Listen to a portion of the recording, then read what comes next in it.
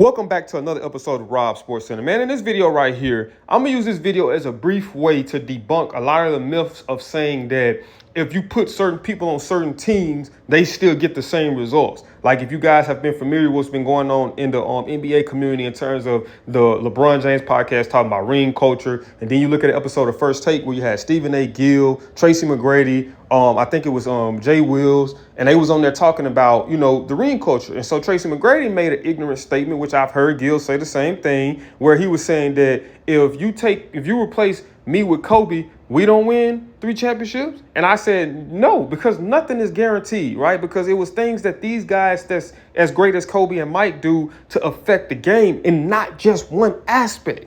So I'm pretty sure just like I got this clip for MJ, I can do the same thing with Kobe. So I'm going to show you what real greatness is. And I'm going to show you why these guys are at the level that they are, because when me and one of my buddies always say when we talk, and I think I'm going to get some merch put out with this on it, it's levels to this. So we're going to go back to game 6.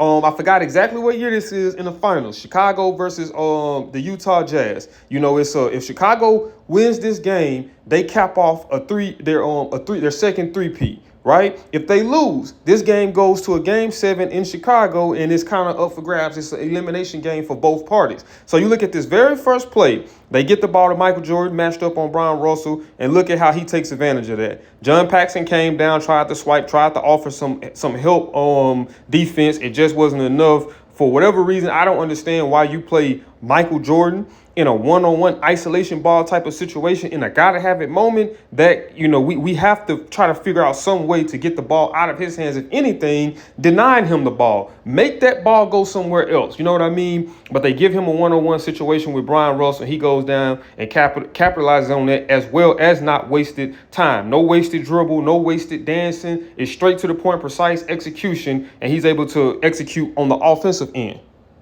All right, so this is the very next play. They're trying to put Karl Malone in the post and allow for him to get matched up on Dennis Rodman 1v1 so he can take advantage of that. So we all know the situation, right? The situation in this game where it's a gotta have it moment. You seen on one end where they had to have it. MJ came through and was able to put up points for him, right? So you go on the opposite end of the court. The gotta have it guy is Karl Malone. Everything opens up there. Let's just say, hypothetically speaking, like on this play right here, you got MJ and Dennis Rodman in a sense have a double team on Karl Malone. So MJ abandons his assignment. Granted, he didn't do it loosely. It was strategically thought out. He abandons his assignment to be able to come back and try to give help on Karl Malone. And then if you think about it, even look at how MJ kind of played it. MJ, he didn't fully commit with trying to go get out the paint and chase behind number 14 because he already knew exactly where they wanted to go with the ball, right? But he's not necessarily it's almost like he's looking in that area,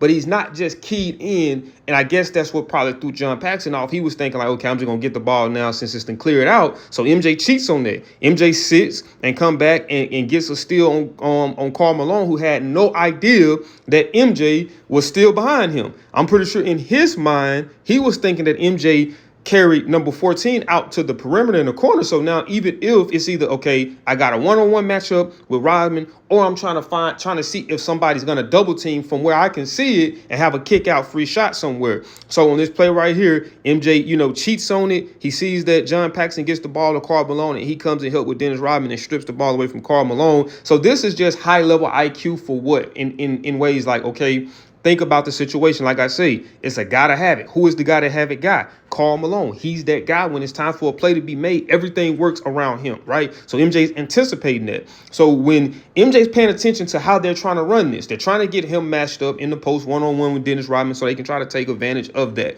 right? So MJ knows that. So MJ doesn't fully abandon, because guess what? Even if he doesn't get the steal, guess what Karl Malone is still going to have to do? Pass the ball off now, because he has two good defenders guarding him. So he doesn't see it. He's looking to possibly make a play passing the ball. MJ comes back and steals it and goes to the other end. So that's offense on one end, the previous play. The very next play on the opposite end is defense again. So it's offense and defense. So these are the things that we talk about. When we talk a lot of these newer players in this era, they only contribute to one aspect of the game, which is offense. Most of them are a defensive liability. So there's plays like this that shows that, bro, MJ, as well as a lot of other elites, are just on different levels, man. All right, man. So this is the very next play.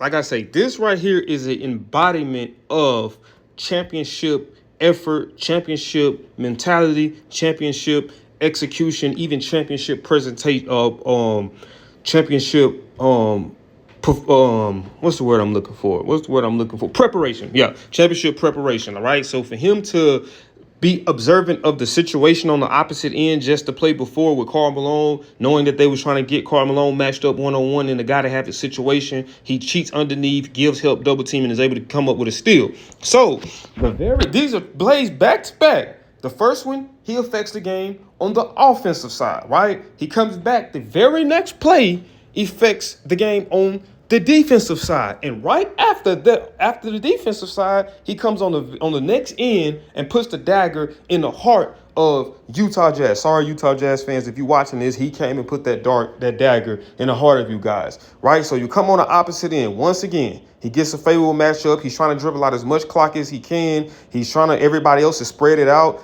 so it doesn't allow for a double team. And even if you look on that play right there, so look at with Scotty when Mike drove. Karl Malone drops down into the paint, because he's anticipating potentially MJ driving, right? And that's why I say also being well-rounded in terms of your game. Don't be one-dimensional. Be able to do multiple things, because it's hard to stop a guy who can do more than one thing. If you're only a guy who can drive in and rely off athleticism, it's much easier to defend that, right? Because you've seen just like that there with that situation. You have a guy that drops down into the paint now to prevent that. So most people who don't have a well-rounded game, they probably would say, well, I'm just going to pass the ball to this guy over here. And granted, you can say, okay, it's the smart basketball decision. Like when we talk about LeBron not having that killer instinct, because on this play right here, once he drops down, boom, you got either Pimpin up there on the elbow, and then you still got Kurt in the corner. And if you can get the pass into him with enough velocity on the ball and spin on the ball before John Paxson can really close out, that's an easy open three in the corner at that. So 9 times out of 10 that ends with a bucket. But no, MJ said, if we're gonna lose this game, we're going to lose this game on the back of myself. Guys, believe in my preparation and believe in my execution. And he's done it time and time again. So once again, he comes in, gets the matchup with Bryon Russell one-on-one again, and takes full advantage of it. A lot of people tried to call a push-off. That was not a push-off. That was just good basketball. He just kind of stumbled. And I think he might have tripped off of MJ's foot, but it wasn't a push-off. And that was the dagger, man. This was the very last play we seen of Michael Jordan in the Chicago Bulls uniform. This was the very last image that we had of MJ in a Chicago Bulls uniform, putting the dagger into the Utah Jazz heart. So this is why when we have these debates, we have to stop talking off of biased. And we got to stop talking off of whether you're a younger person trying to discredit the older generation or whether you're an older person trying to discredit the younger generation. We got to give credit where credit's due for both, right? But when we start having debates, it's deeper than just talking. We need to go see what's on tape and what's on film. So when we talk about guys like Tracy McGrady that say, hey, put me on the Lakers with Shaq, we don't win championships, right? Because you're not going to get, now I don't know, right? But these are the plays that make MJ great. It's not necessarily just based off of who he was playing with or who was coaching him. It's based off of execution and performance at the end of the day. And everything that falls under that is preparation to be able to know things whenever it's there and constantly drilling the same drills over and over again. So when you're in those high pressure situations, man, you're reacting off of instinct and familiarity because your body has went through these movements time and time again. So when you aren't phased in those situations like this, it all comes down to preparation, man. But like I say, man, this is why this man is such a legend in the sport, because on 3 plays back to back, he affected the game. One on offensive with the Bryon Russell layup.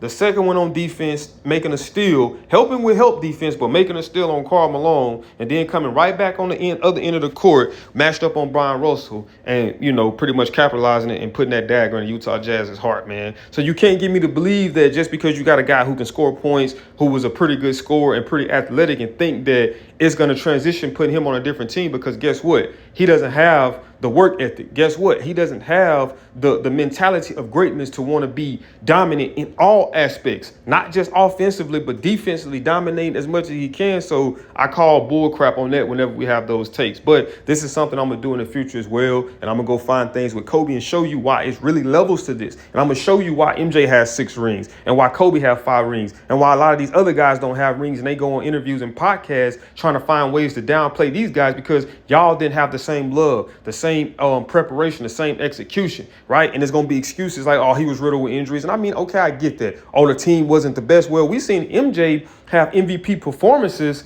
when he didn't have the best team. So I don't want to hear that either, man. But if you guys did enjoy this video, do me a big favor, man. Smash that thumbs up button. Also, man, let me know in the comments, man. Let me know why you consider MJ to be the GOAT or why you don't consider MJ to be the GOAT, because I love hearing from you guys, getting feedback, because a lot of you guys have great perspectives on things, and I want to try to increase my knowledge of the game. So if you got a perspective, whether it's saying he's the GOAT or you're saying he's not the GOAT, I'm interested in it. But like I was saying, man, if you did enjoy the video, man, smash that thumbs up button. Also, if you're new to the channel, man, subscribe. And when you subscribe, click that notification bell where you be notified every time I upload. And I'll see y'all in the next video.